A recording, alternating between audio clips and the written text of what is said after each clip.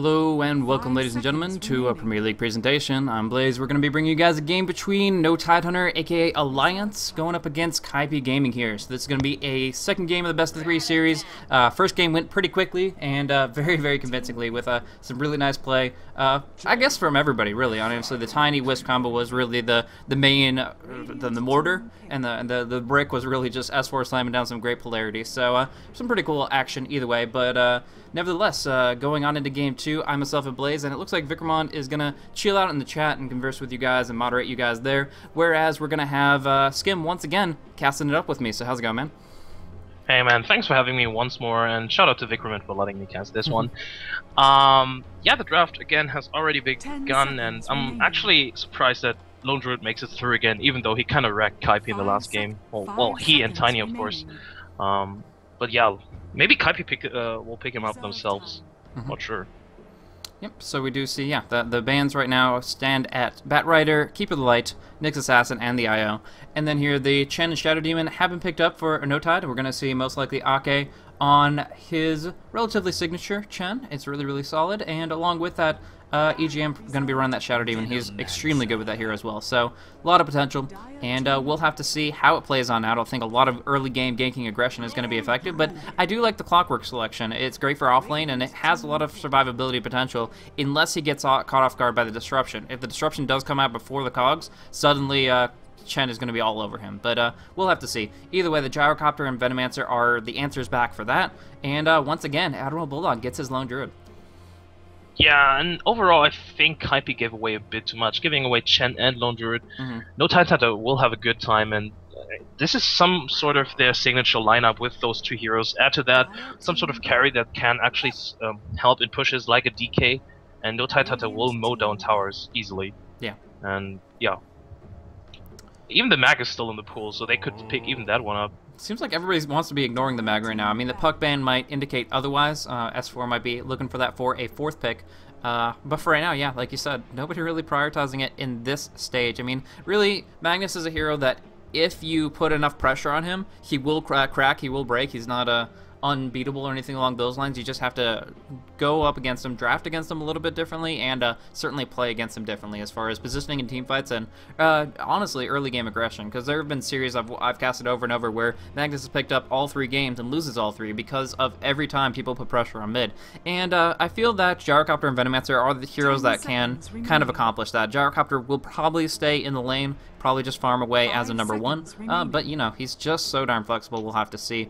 Either way, I think the Magnus would be a good pick to round out Alliance's lineup in the mid, especially with that puck being banned out and not being a concern there, but we'll have to see.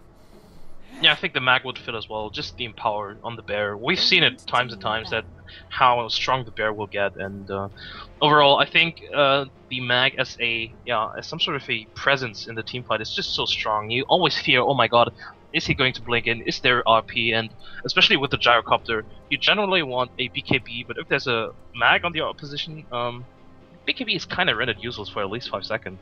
So we'll see about that one. And TA even banned out, so S4 are looking to ban out those mid heroes that Arise is potent playing, and there's still a co-op in the pool. Maybe he'll ban out that next. 10 seconds remaining. We'll have to see. The Juggernaut ban, once again, I really respect that up against a push-oriented lineup like the Chen, Shadow Demon, Lone... I mean, Chen, Shadow Demon, Lone Druid plus a Juggernaut. It's like they all go hand in hand. It's really like, it's milk and cookies, it's peanut butter and jelly. It's literally... Juggernaut just fits in 100% to that team, and it's something that I don't think Kaipi would really have a good answer for because of just the huge presence it puts out. The healing ward, the pushing mentality, the gank presence of Disruption plus spin. I mean, it's just like that hero is so darn strong. But it's interesting to see the other bans out, the pick-off of S4's Queen of Pain, the Tinker being taken out.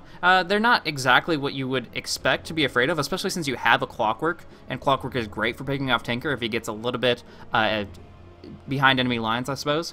But nevertheless, they just something they don't want to deal with, and they do take it out to pick up a Death Prophet for themselves. What do you think about Death Prophet? I'm actually surprised about this one, but maybe Kaipi is going to push themselves.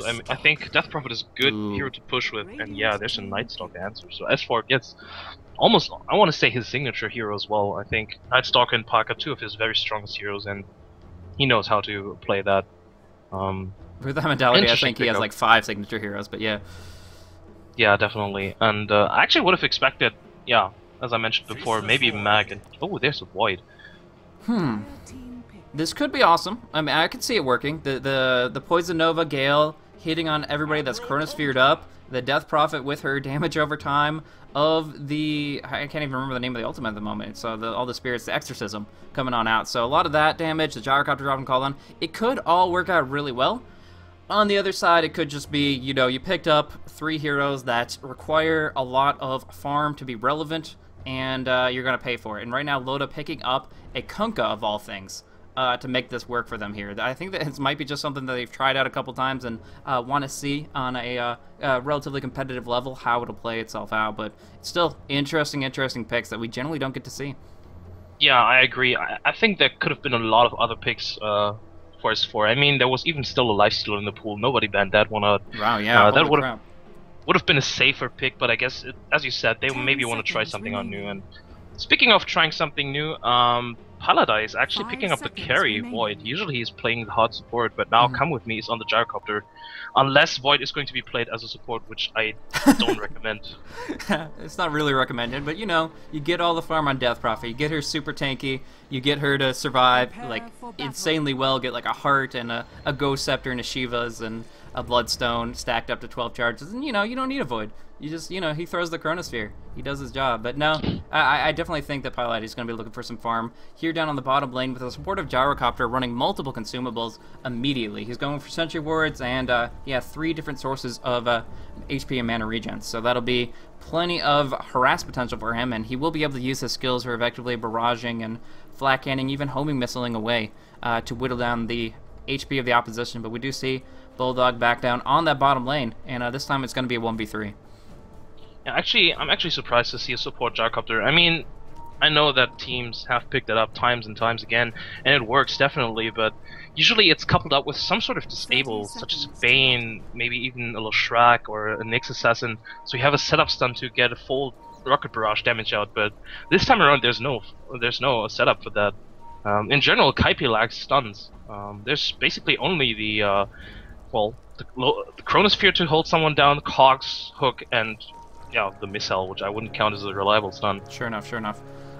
This is an interesting matchup. Setting it up, I actually really, now that I see it in motion, I really love Alliance's lanes. They have a 1.5-2-1. They have the Chen in the jungle supporting the Night Stalker, who is solo top, 1v1ing the Clockwork, and then they're going to run a dual mid. Shadow Demon plus Kunkka, that's freaking amazing. Going in, even could go Torrent level 1. Sometimes you just go for the Tidebringer for the bonus damage to make sure that you get the last hits, but in general, you get that disruption, you get an auto Torrent, and he's actually skilling it already. Loda gonna go in for some kills early on. 2.5 second disruption and then a 1.6 delay on that Torrent. Time it right, and you can guarantee it every single time. And Death Prophet's going to be shut down pretty hardcore, in my opinion. Yeah, and I'm not sure if Kaipi actually read those lines, if they predicted them, because otherwise I would have maybe put the Clock, who is a lot tankier early on, and with those cogs very defensive, so you can actually, I think, survive such a combination. But yeah, Arise is going to have a tough time. Extremely. Pretty much cannot go beyond this line here. If Kunkka can get in melee range of his position at any point in time without being in range of the enemy's tower, I think he's willing to go for that. And actually right now, going for the disruption, there is the Torrent underneath. It does hit on Arise. They do get illusion blocked as well. Good positioning, forcing Arise to tango out here. He's dueling back and forth though. He feels pretty confident in this position after the fact because those are relatively long cooldowns. Disruption not up for maybe 10 more seconds, and Torrent just about to come online. So yeah, in this situation, it's actually pretty good because they're going to be able to get first blood on EGM. Good rotation from Zizu. Uses up his Gale, second one so far, and they do get the first blood up on the hill. Arise starting off really well despite some overwhelming circumstances. Yes, such an important kill for him. Good rotation coming out from Zizu, and if he hadn't gotten that kill, he would have been... Oh, bad spot for S4. Here's the Battery Assault doing a lot of damage to S4. The Wild Wing will try to bail him out a little bit, but I'm not sure how much it can accomplish. Bone 7, it's tanking up Battery Assault charge, what it is, but one more right click is all they need instead. Bone 7 will be voided and will be right click. They'll get the kill in turnaround. Oh, all these situations that just seem to be pretty clear cut going one way or another, and both teams giving us a few surprises back and forth. Yeah, both teams with very nice counter initiations. I mean, Night Stalker looked very dead to me, and yeah. Well, very nice unfortunately, he rotation only coming out. skilled 1 point in it, so it's Yeah. not going to be doing as much damage. I've actually seen builds where you don't even get better result until like level 7 or 8, just because you wanted that extra damage with the cogs. And especially in 1v1 situations, I would have expected him to, well, max out cogs first before getting a point in battle result. It's so strong if you put someone, well, not if you don't even catch him, just push him. Yeah. Just push him away. My favorite build for a solo lane is to max out the battery assault, but I mean, it really depends on how effective you want to be in counter pushing. He actually is going for it. 2-1-1 now. He wanted to get his kind of bread and butter, the cogs to, the flare to do a little bit of last hitting, the cogs to catch him in and also do a little bit of harassment there very efficiently, and the battery assault to stay once he gets on target to really risk it over S4. And because he's a Night Stalker, he does have brown boots, so he has 345 MS, but it's still slightly less than he would prefer because it is not nighttime yet. Looking at the farm, it's really Loda's doing actually really good time in the mid. I mean, 17 CS as a mid laner and totally crushing that death profit. Arise has to resort to the small camp, and support's looking for Bulldog, but he's aware of that. He's actually pretty safe in this position here. He's gone in for a couple of ancient stacks, I thought, but no, he's actually clearing them up. Using the bear's HP, he's like, okay, well, I have a full HP bar on the bear. Going to use it very effectively. We do see Missile coming on out onto EGM. He can disrupt this, but he probably shouldn't. Saving the disruption, he'll be able to turn this around nicely if he gets in range. Disruption closing in pretty swiftly, but they have to actually land the torrent, which will not happen, unfortunately. So Loda, no torrent for him, but he always has the bottle, so he can try again. Yeah, that torrent actually looked like it would hit. Gotta say. Again, yeah, Loda doing very nicely here in the mid lane. I'm actually curious to see if it's really going to be a first item Shadowblade, like, well, expected. And Palada actually doing well in the bottom lane as well, completely out farming the opposition. I mean, S4 has been troubled by Bone 7 after all, so that was to be expected. Kind of back and forth. We actually see Bone 7 making a move right now. It's difficult to do, but yeah, he goes for it. The creep wave, unfortunately, will disrupt his intentions. He's not going to be able to go further than that. If the creep wave wasn't there, it wouldn't have necessarily been a kill on S4, but certainly a huge amount of pressure that could have, in a fortuitous circumstance, actually worked out very, very nicely for him. We do see EGM, actually, no, that's Come With Me, going in a lot of pressure onto Loda. That missile should connect, and with that, that will be a stun that should net the kill. They go in instead, disrupting it very nicely by EGM himself, but he does get brought down by that barrage very, very quickly. Actually, a lot of those rockets hit him despite the randomness, and yeah, they were able to bring him down very quickly. And on top lane, we do see the kill finally coming on through that. Bone 7, we were talking about how aggressive he can get on the Bat Rider. In this case, showing that off very, very directly because he's going in this extremely aggressive position, and Ake is always there to retaliate. That was also nice play by S4. He knew that Ake was in the neighborhood, and he just baited it. Yeah. He went in, took a bit of damage, and then he went back, and yeah, Bone 7 a bit too greedy for my taste, especially since he has to know that Ake is in the neighborhood. Yeah, most definitely. We do see that Pilates is not going to be going for a Midas or anything along those lines for the Face of Void. We get a hook shot. We see it. I saw it on the minimap. Bone 7 cruising on in. Finds the stationary Night Stalker, brings him down with a quick right click and Rocket Flare for good measure. As far as I was mentioning for the Face of Void, going for treads instead, he seems to be wanting to be combat ready a little bit more rapidly. He has the only one in time lock, but right now getting the bash proc, despite its only 10% chance, he's going to get a lot of damage on the bear, and yeah, with that Gale, they're going to secure the kill. So getting some nice bonus gold and setting back Admiral Bulldog a little bit, but he's just going to eat up a tango and be right back to square one.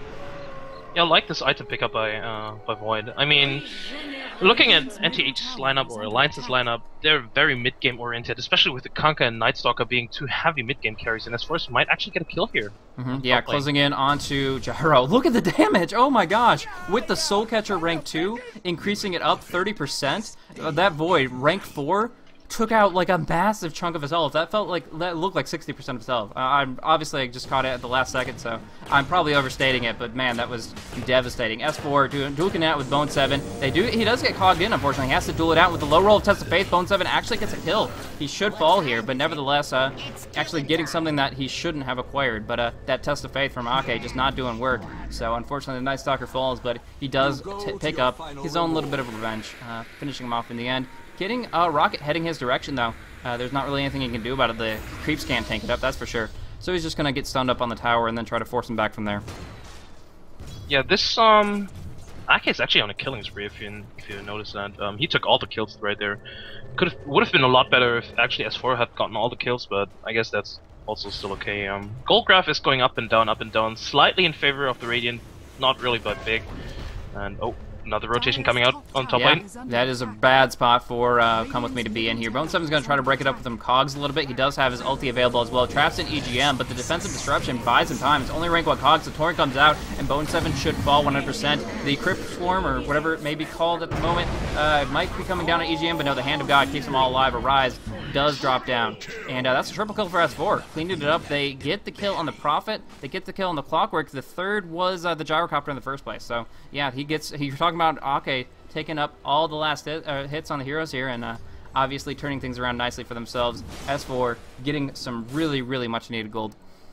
Definitely, and now he looks to rotate into other lanes as the rest of his teams is trying to push the top lane. In the last engagement, I think Arise was a bit overcommitting himself. He should have just backed down. Yeah, bad spot for Arise. Yeah, he's gonna get dropped. In the mid lane. Yeah. 100%. They walked right on up to him, and the Void is enough slow, and the Haste Rune, I mean, that's a devastating thing in the first place, but they're just not really respecting this Night Stalker enough. He did get solo experience, even if he wasn't mid lane. He has a bottle, he has the potential to pick up a bunch of really good runes, and as such, during the nighttime, he's just a monster. And going on through, Ake's going to take quite a few hits here. Does test of faith on Bone7 to try to bring him down once more. Loda looking for that torrent. No, just drops the boat. Misses it up, unfortunately. Now we do see Come With Me going to be on the run. S4 finds his own pick off on the Clockwork on the southern end.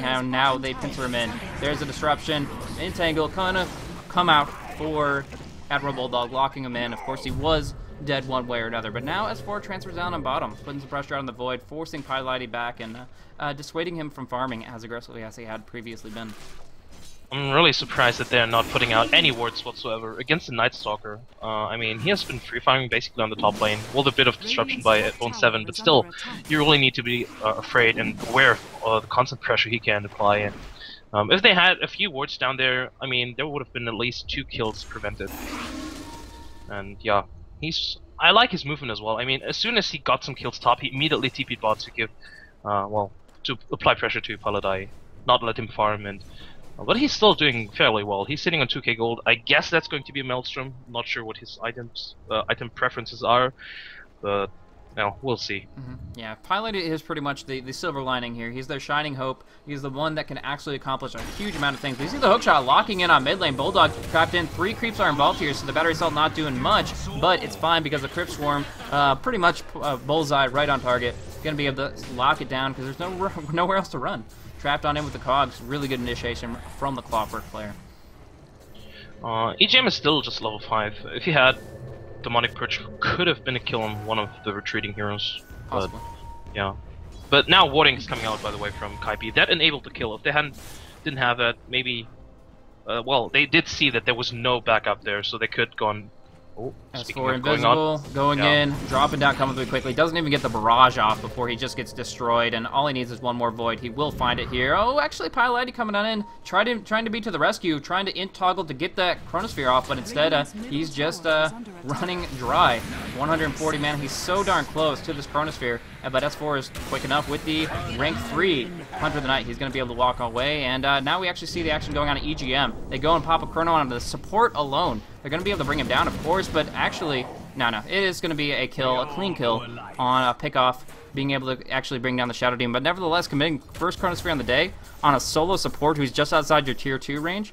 I mean, it just feels like that's an unnecessary circumstance where you should just have the lockdown for it, but like you said, they don't have stuns. They don't have lockdown, and I guess that's where the ulti of short cooldown, a relatively short cooldown of 120, comes into play. Yeah, I think you can afford that, and especially, it's so important to get farm and kills on the Void right now, because of course he has that Maelstrom, but he really needs a lot more farm than that, and to keep up with Alliance, of course.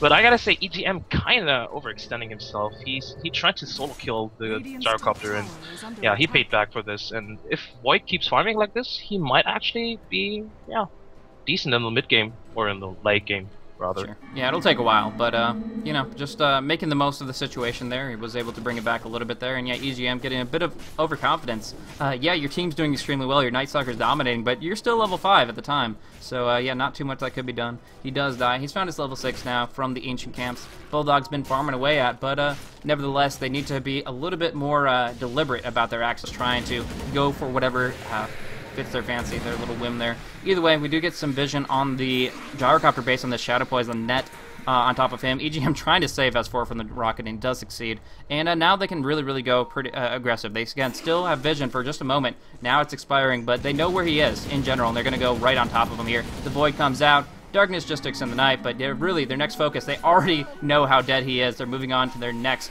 catch of the day here. Going to be able to bring down a Rise quickly, but there is a nice hook. Nice catch from Bone 7. Nevertheless, Kunko cleaning it up on top of the Death Prophet, and Bone 7 the only one to walk away from this situation here live. TPing up on top again. Does not want Pilaite to be able to split push whatsoever, and looking to avoid so that he can counter out the TP. He finds the vision, he gets the Void, and that wastes a bunch of time for Pilaite. He knows he can't really duke it out with S4 on the top lane, and now he's not in a lane that actually provides him farm.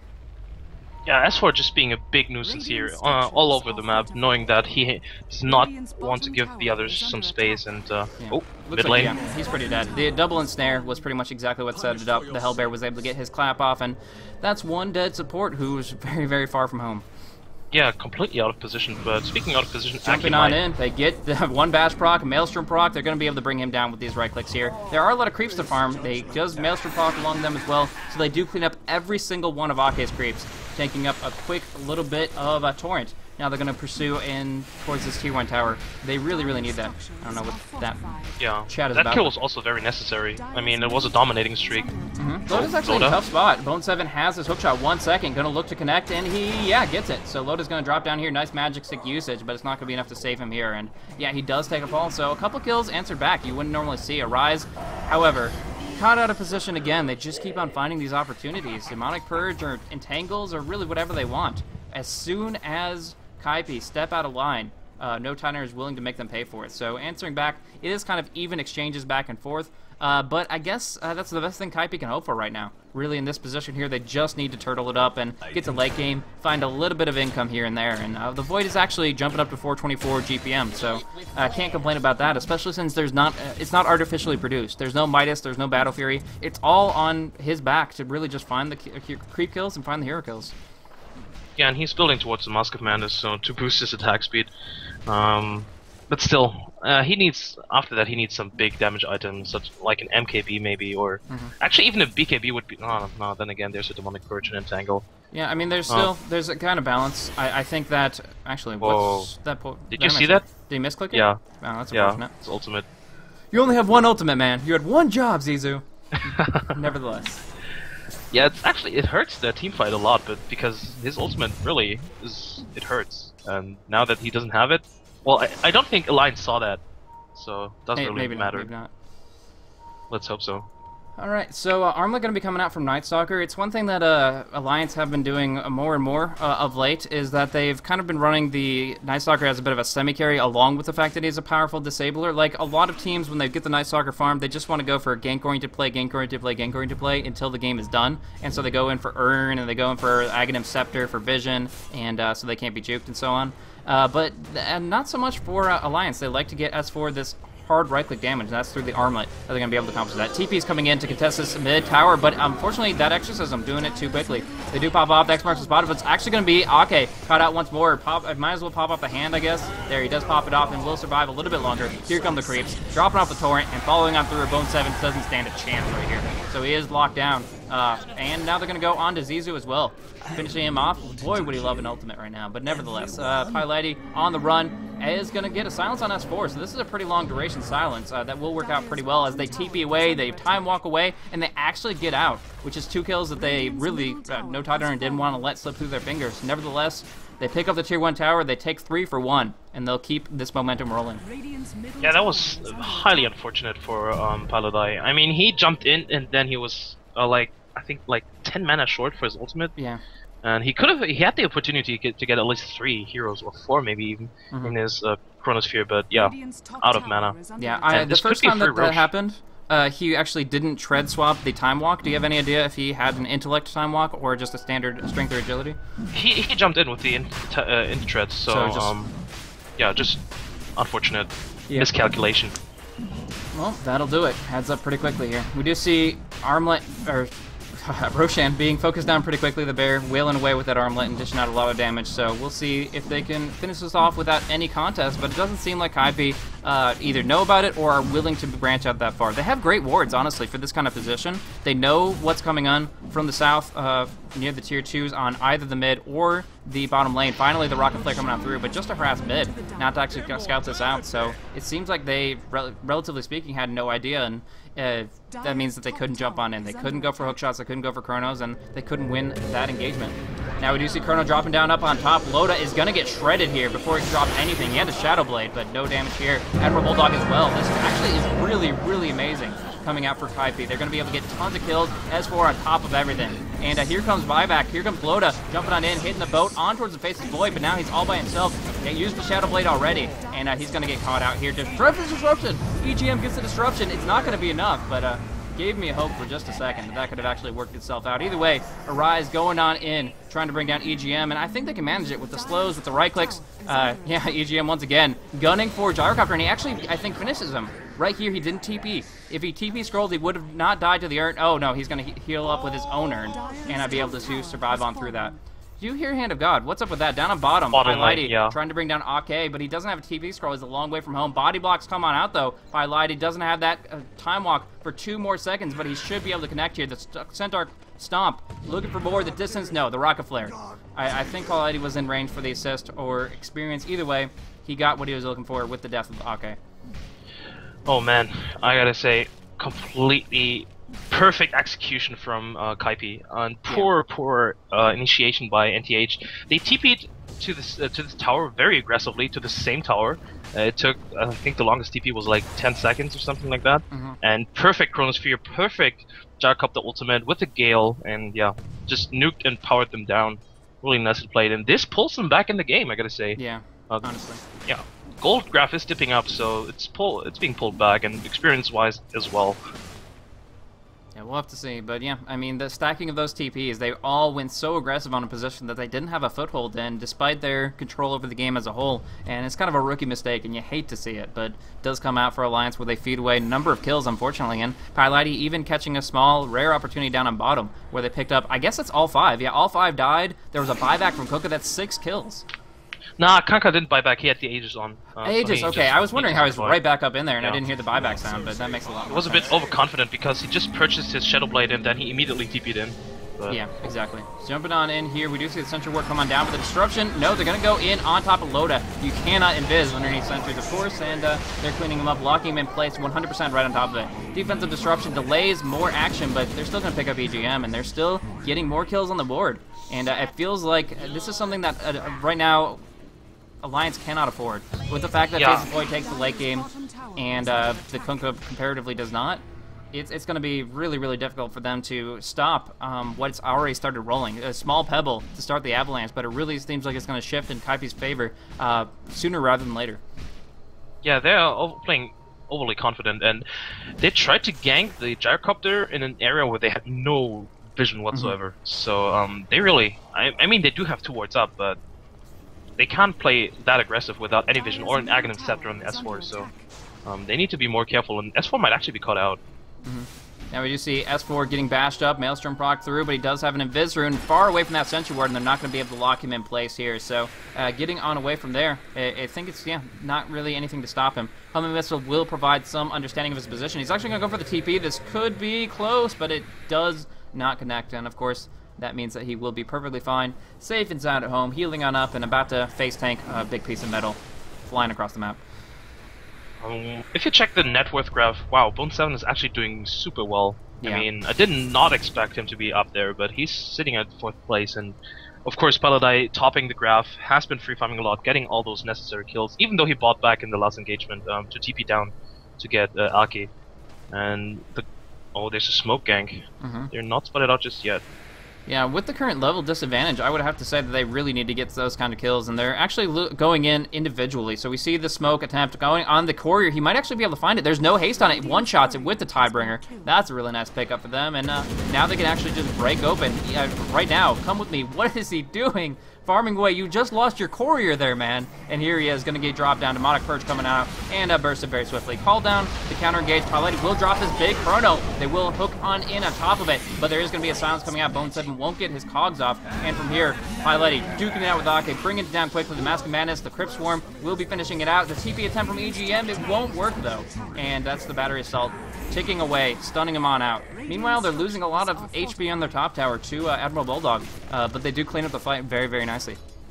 Yeah, very nice. At first I was like you, I was just like, dudes, come with me, what are you doing? But the follow-up by Paladin was really nice, and I gotta say, S4, he could have reacted a lot better. He used his silence on the clockwork, fearing another hook shot or something like that, but I think the silence and the mischance should have gone to Paladin, because he was just, even though he was in the chronosphere afterwards, he pounded on Aki like, I don't know. Yeah.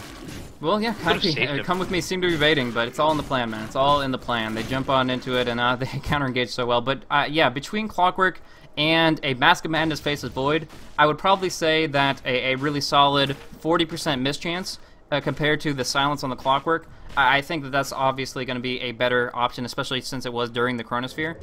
So, it might have been what I was looking for. Actually, no, barely getting out. The TP on bottom. But, yeah, nevertheless, I think that must have been either a poor decision in the spur of the moment or a misclick. Either way, unfortunately, just doesn't land on target. Yeah, it could have been a misclick. They were kind of piled up onto each other, and was also a huge misplay by Bone 7 to hook into the Chronosphere. If he hadn't, they could have easily killed us for as well. But yeah, happens. Yeah, one way or and another. Also, a gem picked up by Venomancer, so Kunkka is not going to have a good time, and also counter-warding galore. Yeah, looks like Alliance doesn't know about it, but they've just put out 2 new wards, which will be dewarded instantly if Zizou goes there. There's also mech up on Aki, finally. I'm not sure if he had it in the last engagement, actually. He should have. I think he did. Are you talking about Ake's gem? Oh yeah. Yeah, he had he's actually also that sitting before on Vladimir's, yeah. Yeah, he's had that for a decent amount of time. He had the headdress and the buckler when they were still kind of reigning supreme, and then he was able to just clean up a little bit more and pick up that last little bit. Going underneath the tower here, they get that silence onto Come With Me, but he's not the only hero there. They're kind of tunnel visioning right now, and S4 found a bad spot. The Torrent drops down, the boat is going to hit onto 2, but still that Blade Mail is active, and Piloty drops a big Chronosphere. Doesn't hit the tower, but instead hits 3 of No Tyrant Zero's. Big Gaps come out with the Flak Cannon as well. They're putting this around beautifully. Flak Cannon is going away all these Maelstrom procs, lightning everywhere, the Urge Charge. They bring it down, double kill for Piloty, and they time walk for more. Look for Ake, and they're going to be able to lock him down as well. Nice silence, nice slow. Ake is on the run. 4 staffing forward. Arias trying to get on in it, and does get the silence, does get the damage. And with this last time walk, it should be his fate or just a gale. Going on in, they're trying to get the bash on S4 as well, but he's hasted so darn swift. They're going to have to homing missile, and they don't have it available. So he is going to be able to get on out of here, but nevertheless, 4 for 1. They keep on going so darn hard on Come With Me, and every single time it's going to be the turnaround. I have no idea why they jumped in, or why S4 jumped in on him like that. I mean, again, they don't have any vision whatsoever, and it must have been obvious that Come With Me was baiting them. And again, overall, great execution, teamfight coordination by Kaipi, coupling their ultimates very well with the call down, with the Chronosphere, gotta say. And too bad Bone 7 died though. I think his positioning was very good as well with the Blade Mail, soaking up so much damage from the boat, from the Torrent.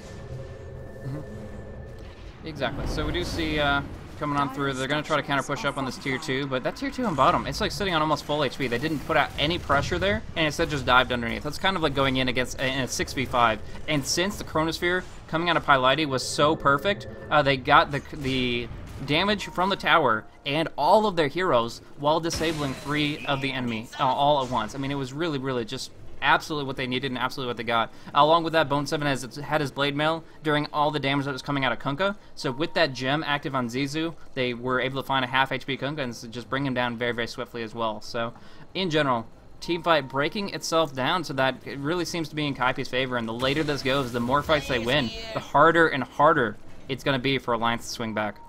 Definitely, and the gold graph and experience graph, wow, experience is 6k in favor of Kaipi. Did not expect this. Gold graph is kind of equal and even, but yeah.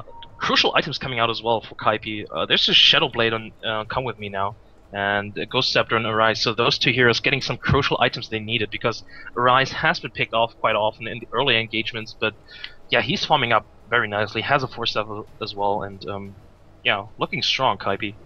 Exactly. Shadow Blade is going to be really, really helpful there. I was a little bit uncertain about this Faceless Void's Mask of Manus pickup because, I mean, effectively you're reducing your HP from by 30% when you activate it there. So his backtrack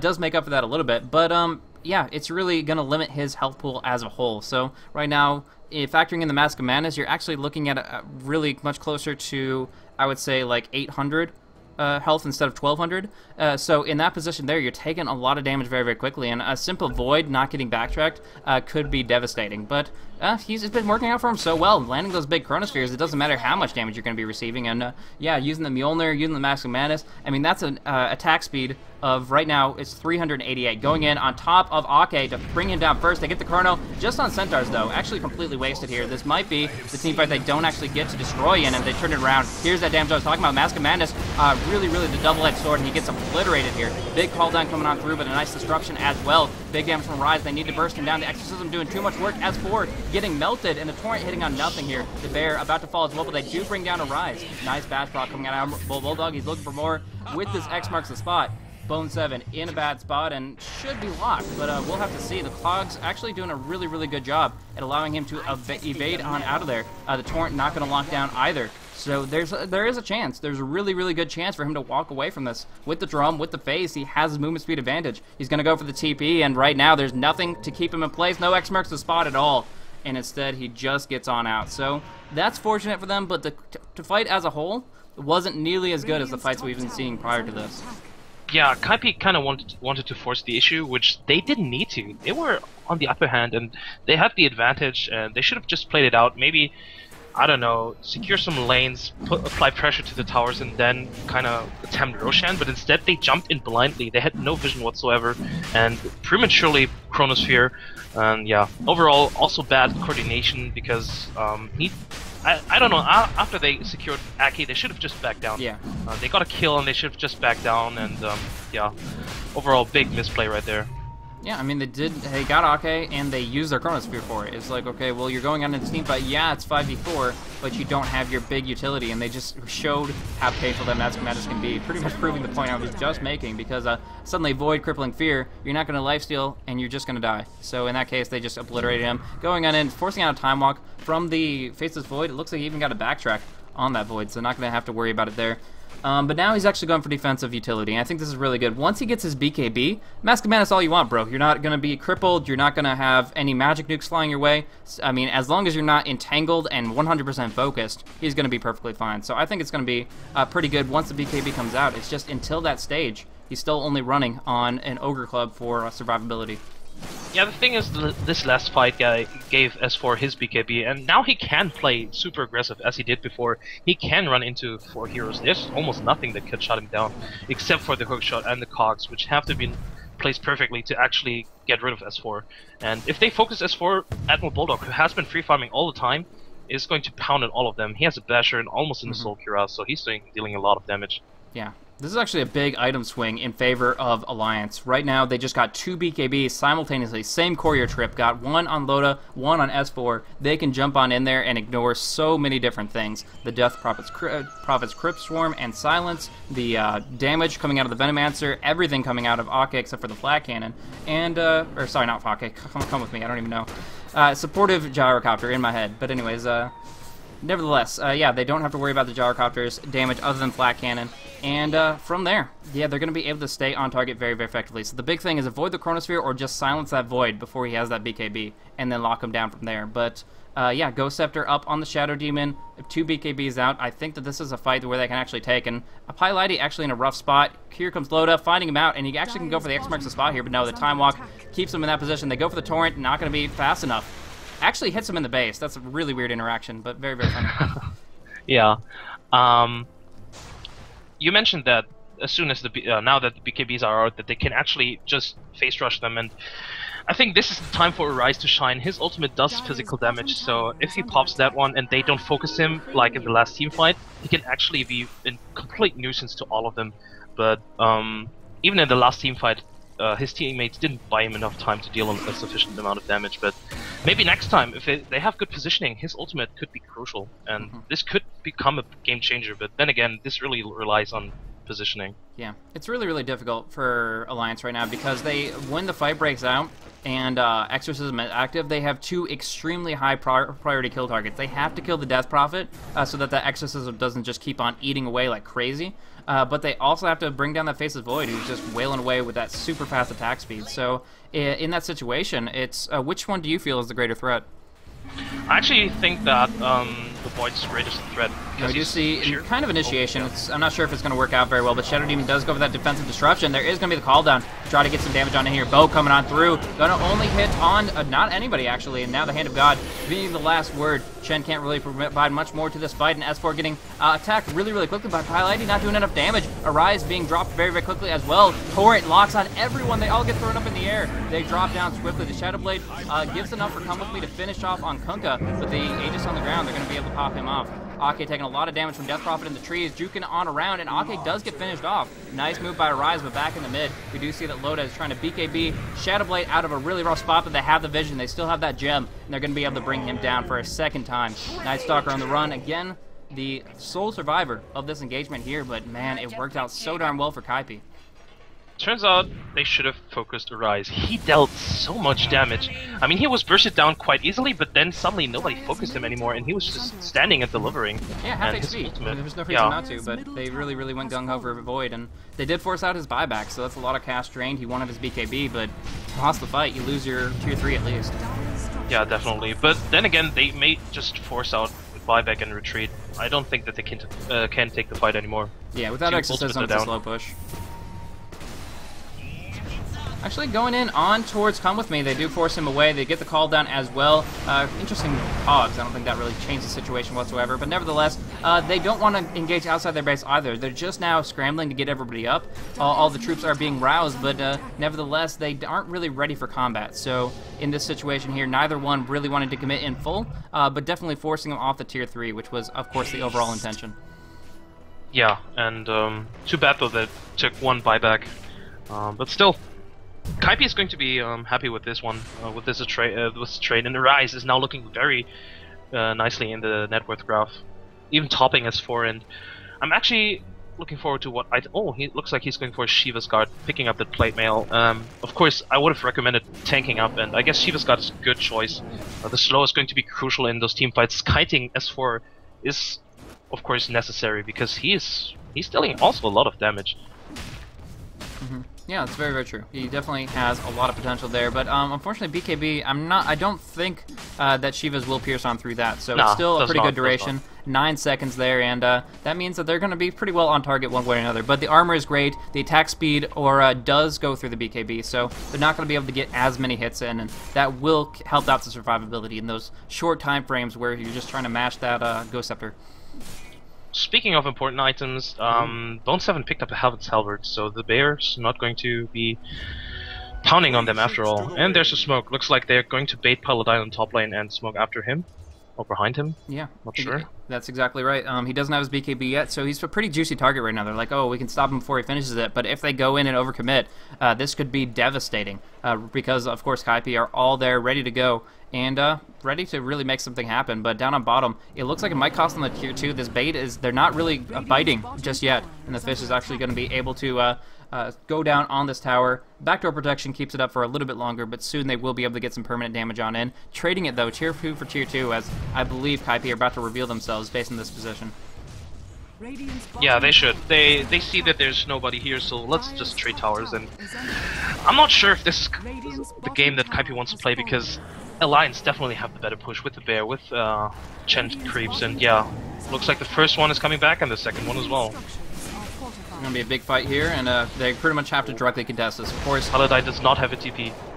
Really? It's coming in now. So, okay, yeah. Okay, the courier, man, that courier, very, very key right here. We see Loda actually taking a lot of damage here. IS4 right in the fray, going up against Bone 7, the BKB, nullifying that shoot Blade Mail, but they can't finish him off just yet. Instead, Big Chrono coming out from Kaipi, bringing down EGM. Now Loda focuses him down so hardcore. That attack speed is ridiculous, and he didn't get silenced. He didn't get crippled, and he's going to be able to stay on target here, getting the bash on the first hit, trying to bring him down. Actually predicted a time walk based on the fact that he assumed the RNG wouldn't be with him, but nevertheless, getting the kill here. They just need a little bit more damage, and although it's a great armlet toggle, that beautiful block from the Plague Ward and the homing missile actually going long way. But either way, S4 is going to take a fall here, and again, they defend. They lose their tier 3. It was a little bit too quick for them. Their response was a little bit delayed, as you said, the TP there on the courier, but nevertheless, they get the fight they were looking for. Bone 7 starting it off, and actually wasting a lot of their time while they kind of got their ducks in a row and were able to get a big Chronosphere off.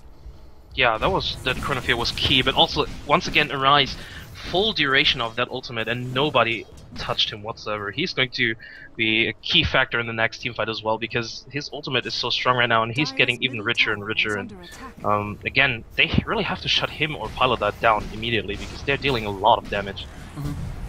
Yeah, I don't think that this is actually one thing that pro teams fall into a little bit, is when they're scrimming and practicing so much, they actually generally are always going to be practicing against heroes they expect to see. But one thing that is kind of a thorn in the side is this Death Prophet pickup. It's very unorthodox, and it's still honestly very threatening. You have to be able to coordinate against it and go up against it very effectively here. They tried that just by their draft to go in the laning phase and make it work, but it took way too long. Zizu actually doesn't have the gem. I'm not sure what ended up happening to it. They gave it to Arise. Nice transfer there, but can he get out? They're actually trying to turn it around here. There's a lot of damage coming back and forth. Arise is still Ghost Sceptered up. Bone 7 does get that ulti on top of things. Back on top, though, the Gyrocopter is pretty much going Rambo on towards Ake, dueling it out with S4. Loda back on the mid is actually going to be dropped down. The Spirit's doing too much damage. That gem still on Arise. There's the time walk, and this might be a kill on S4 as well. Bash right when he BKBs. Homing Missile will not lock him down, but the Cogs certainly will. Bone 7 walks away, S4 falls in the grave, and they go in for the racks. They certainly can take it this time around. As far as buybacks go, they do actually have one up on the Admiral Bulldog, Ake, and the Night Stalker. They're popping the Night Stalker one now, but Chen, all they can do is buy back Hand of God. I mean, he will have mech up, I guess. Yeah, and I guess they won't buy. Well, S4 did buy back, forcing them away from the range track, so consolation prize right there, but beautiful play by Kaipi, gotta say. It looked really bad for them because Zizu got immediately picked off, but they turned it around very nicely. And Arise, his ultimate just came off cooldown. Couldn't have come at a better time, really. Exactly. Again, full duration. Nobody even attacked him, and yeah. And that's rough because he was at actually half HP when he popped off his Ghost Scepter, and that's a 30-second duration where he may be mobile, but he's actually not he's not that survivable. I mean, you can focus him down. If you get a Soul Catcher on top of Death Prophet, he's still a manageable target, and it's something that they didn't really prioritize in that last engage either. We do see pressure coming in towards the Roshan, and it should be another Aegis. Do you think this time around they're going to give it to Bulldog or right back on Kunkka? I think they should actually give it on Kunkka. I think they're relying a bit on his damage. And Bulldog is still fairly tanky. Nope, S4 picks it up. And she's going out to EGM for the moment to hang on to that, at least for this period of time, so that they can make sure that they have slots available and just dispense it as needed. But yeah, S4 picking up the Aegis. Do you have any thoughts on that? I'm not sure if that's the right idea. I mean, of course, he is kind of dangerous, and he is running in and rushing and kind of tanking up a lot. But actually, Kaipi is not focusing him. They are comfortable letting him survive. He actually survived most engagements. And I would prefer it on Bulldog or Loda, as you mentioned. Yeah, I mean, it means he'll get off more cripples, and cripples are really important in this fight here. MKB is up for Gyrocopter, so it won't affect him, but as much anyways, but it still can go on the Faceless Void, who hasn't finished up a Monkey King bar. Doesn't even seem to be working on it, as he's actually picked up some crit. So, Pied is a great target to cripple. Same thing with Death Prophet, especially the ulti hasn't been used just yet. And so those are things that they want to keep on flowing out, and Aegis definitely accomplishes that. But as you're saying, comparative farm. He's got an armlet and a BKB. He's dishing out good damage, but it's not great. And in this situation here, it's going to be rough. They have the Darkness Pop. They have the flank. They're going to go in and actually get scouted out. They have to go in now. Bone 7 tries to go for the ulti, but instead gets silenced up. Bursting it down. The BKB pops. You cannot go through the halberd. They're focusing Bone 7 hard. They get the boat on 2. They need to shift over to Arise, though. They are going to go on top of him. Here comes the Chrono. Right on top of it. Spirit's still wailing away. And Pied doing work as well. Gets disrupted. But here drops S4 as well. Aegis on the ground. Dishing out so much damage. The Bear falls. Next, I mean, the EGM... Oh no, I don't even know. S4 is going to go on Pilates. Going to be trying to burn him down, but the cogs lock him in. Pilates survives by 100 HP. He will walk away. The bear was resummoned, but taking a lot of hits right now with Rise, Max Witchcraft, the Force Staff, the beautiful silence on top of everyone here. They're just constantly killing everyone. Admiral Bulldog should fall as well. Last right click from Bone, and they're going to be able to clean this up so darn nicely. 40 to 26. This could easily mean another set of racks. Once again, beautiful teamfight execution. The Chronosphere was really clutch as well. And once again, Rise DGM, not a chance. With that silence, he can't even disrupt. Using the Ghost Scepter, biding some time. Shivas to finish it out, and yeah, they take another set of racks. That might just be about it. I'm not sure if they can rotate top, but the good game is they know the late game is not theirs. And really, it's worked out so darn well for Faceless Void. What would you say was the turning point in this game? Turning point was that one engagement in that tier 2 tower bottom lane right there when they got caught off, and the Chronosphere hit like 4 heroes. The tower was even hitting on them, and they didn't really focus anyone. And whereas Pilatai, I don't know, he cleaned up, and yeah. From then on, they just steamrolled them. Absolutely. They just were able to make the game things happen. And yeah, that one thing, I'm almost positive that the Exorcism Spirits still do damage during that Chronosphere. So it's actually a pretty solid combo. You generally don't see those two heroes in the same team because of how friggin' item reliant they are, but they made it work. I mean, even Come With Me had a ton of items as a result of all that. It's like, I mean, it almost seemed like they had a bounty hunter, the amount of gold that they just had to throw around. But yeah, that's just it. The kill advantage was really, really there, and of course following up with some good tower kills. Didn't even care about Roshan, wasn't a factor. And we saw there just Kaipi answering back extremely well. They got pretty much trounced by Alliance in the first game, but second game around, Kaipi really, really swinging back. Yeah, definitely. And this is, I'm really stunned by how impressive Kaipi just played. Really, their teamfight coordination was just awesome. Knowing that, okay, there's going to be a Chronosphere, let's just run there and popping and connecting their ultimates and chaining them very, very, very nicely. Mm-hmm. Do you think Death Prophet is a draft-worthy hero after this game? I gotta say, yeah, actually. In this kind of style, it works. If you put that much emphasis on the hero like Void, of course, naturally you're going to focus him. But yeah, I think Arise made it work with good positioning play, always knowing that he does not have to step in so deep to teamfight, and the Ghost Scepter was really clutch on him as well. But it's very situational, because there was barely no magical damage on Alliance's side. Mm-hmm. Absolutely. So that's going to be it. Cleaning this on up. We see that they take the win after 42 minutes. So really, really nice action from Kaipi Gaming. And we go on to Game 3 to see who's going to close this series out. But this has been an honor to cast for you guys. I'm Blaze. This is Skim. And we're going to be going on into this next game, Game 3, in just a second. So hang tight, guys. I'll put on a few songs and we'll be on into it.